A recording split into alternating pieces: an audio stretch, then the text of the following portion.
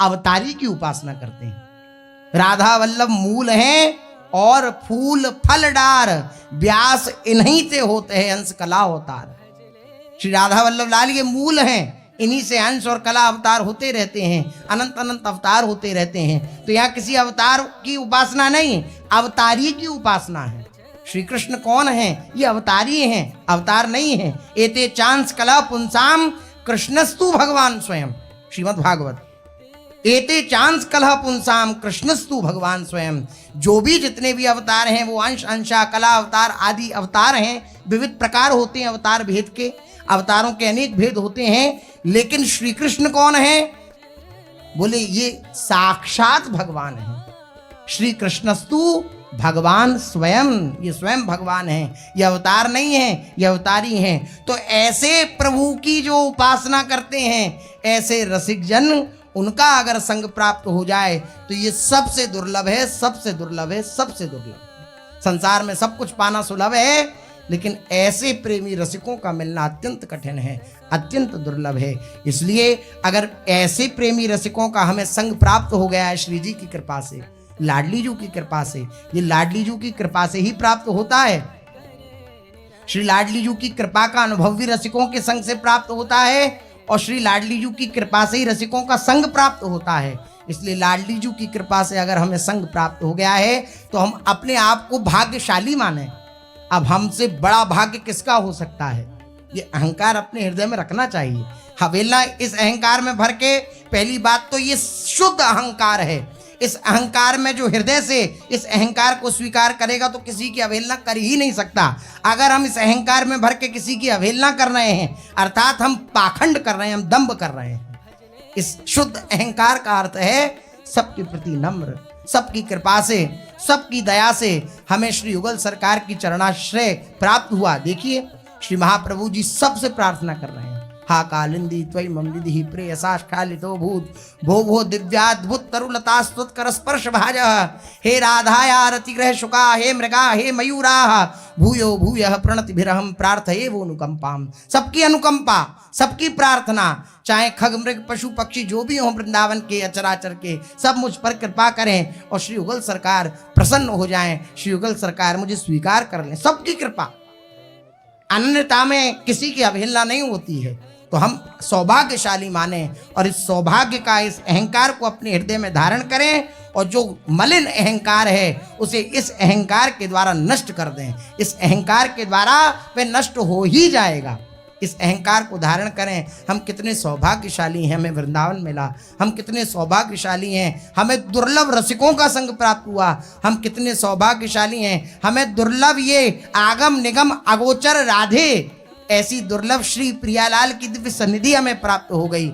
इसलिए हम अत्यंत सौभाग्यशाली हैं। सौभाग्य में अपने जीवन को बिताएं, इस सौभाग्य में, इस आनंद में, इस उत्साह में।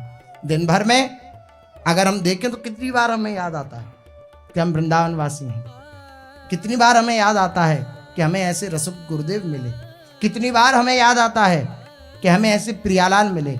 कितनी बार आता है? अपने हृदय में खोज कर देखेंगे तो हम अपनी परेशानियों में ही मस्त रहते हैं, अपनी परेशानियों से क्लेशित रहते हैं। उसने ये कह दिया, उसने ये खवा दिया, उसने ये पिवा दिया, उसने ऐसे खड़ा हो गया, वो ऐसे बैठ गया। इन्हीं परेशानियों में व्यस्त रहते हैं। जो मिला है उसके प्रति हमारी दृष्टि ही नहीं जाती। इसलिए आज भी पूज्य सद्गुरुदेव भगवान कहते हैं कि वृंदावन में निवास है, लेकिन कभी कभी ऐसा उत्साह होता है कि मैं वृंदावन वासी हूं, मेरे को वृंदावन मिल गया, मुझे प्रियालाल मिल गए, गुरुदेव मिल गए। ऐसे ये नित्य निरंतर जब महत्व बुद्धि होगी जो हमें मिला है उसके प्रति, तो नित्य निरंतर वो हमें आनंद प्रदान करेगा। आनंद प्रदान करने की अब कोई वस्तु कुछ शेष नहीं रह गई है भगवान की तरफ से। हम और चिंतन छोड़ करके जो हमें मिला है उसकी तरफ ही अपने चिंतन को लगाएं, तो नित्य निरंतर आनंदित रह सकते हैं। कठिन है, कठिन इसलिए है क्योंकि मन लगने नहीं देता। जो प्राप्त हुआ है ना हमें सुलभता से, दुर्लभ वस्तु सुलभता से प्राप्त हो गई है। जैसे कहीं लुट रहा हो और सौभाग्यवश भाग्यवश हम वहां पहुंच जाएं जहां जाने का हमारा था ही नहीं, और वहां पहुंच जाओ देखे वहां लुट रहा है तो मिल गया।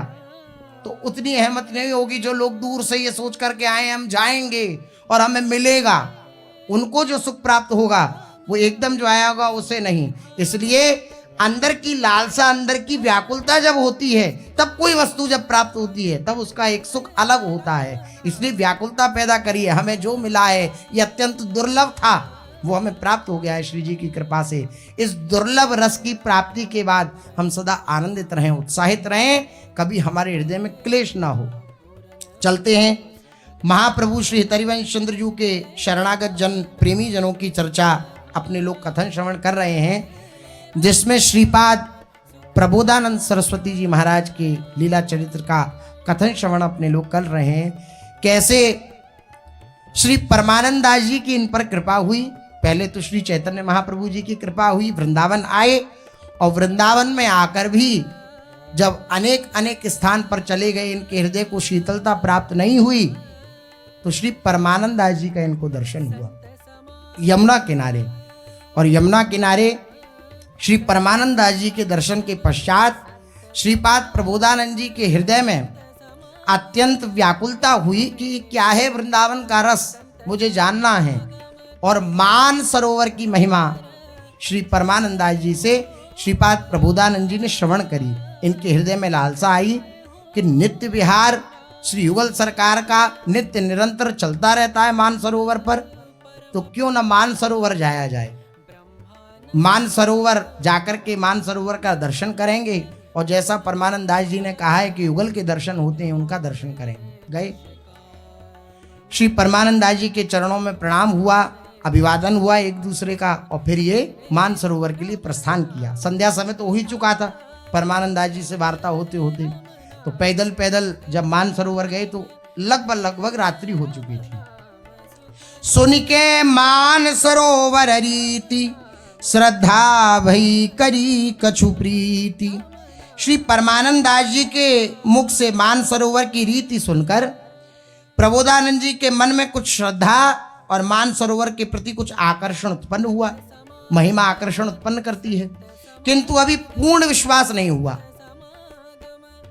एक होता है श्रद्धा पूर्वक कहीं जाना, विश्वास पूर्वक कहीं जाना, और एक होता है परीक्षार्थ कहीं जाना। इन दोनों में अंतर है। कुछ लोग वृंदावन आते हैं, महापुरुषों की शरण में आते हैं, तो कुछ लोग श्रद्धा पूर्वक आते हैं, विश्वास पूर्वक आते हैं, और कुछ लोग परीक्षार्थ आते हैं। परीक्षार्थ जो आते हैं उनको दिव्य लाभ का अनुभव नहीं होता, और जो श्रद्धा पूर्वक आते हैं उनको दिव्य लाभ का अनुभव होता है।